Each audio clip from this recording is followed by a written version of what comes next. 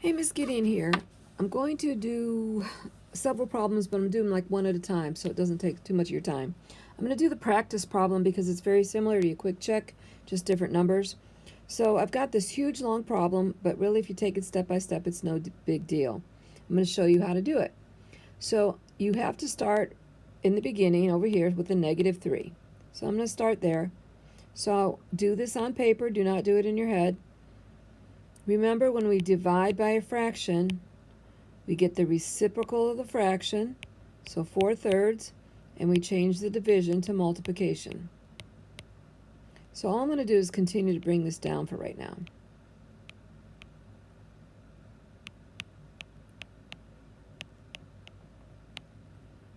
I'm going to leave that divide there because that's at the end. So I did all that work. Now I'm going to go back and do what I can. I've got -3 times 4/3. So on the side over here, I think I'll make my workspace. So -3, which is really 3/1, times a 4/3.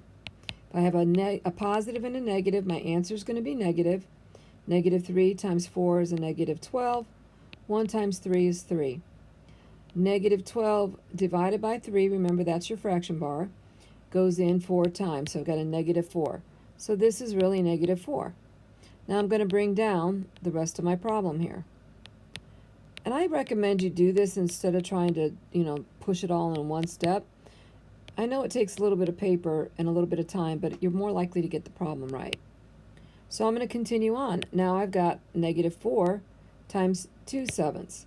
So -4/1, I want to make it a fraction, times 2/7.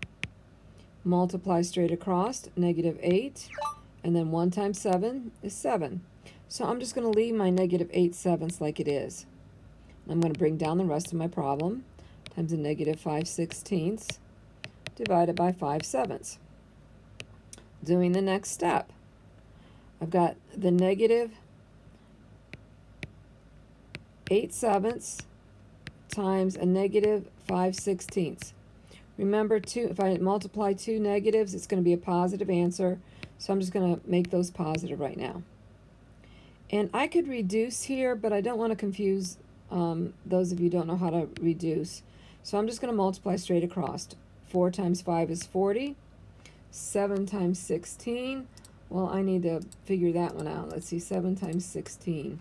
So 7 times 16. Let me 16 up top. So 7 times 6 is 42. 7 times 1 is 7. Plus 4 is 11. So 112. So I got 112 on the bottom. So if I'm looking at that, I've got a 40/112. I can simplify this, or I can just leave it as is. I'm going to wait and simplify at the end just because I want to. Now remember, I've got that divide by 5/7. When we divide by a fraction, we get the reciprocal, and we changed the division to multiplication.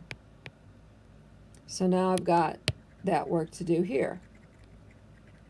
Now I am going to reduce here just because my fraction is getting way large, and I'm going to go ahead and do that. So I know that 40 and 5 is a factor of 40, so 5 divided by 5 is 1, 40 divided by 5 is 8. And I'm just going to see if 7 goes into 112, if I can reduce it some more. I don't think it does, but let's try it. Well, there we go. Goes in 16 times, right? So I'm going to make this 7 is 1, and this will be a 16. So now I can multiply straight across. 8 times 1 is 8. 16 times 1 is 16. And I can reduce 2/16. I can divide both top and bottom by 8. It's my greatest common factor, and get 1/2. So my final answer would be 1/2. That a lot of work for one problem, but take your time, step by step. Math is fun.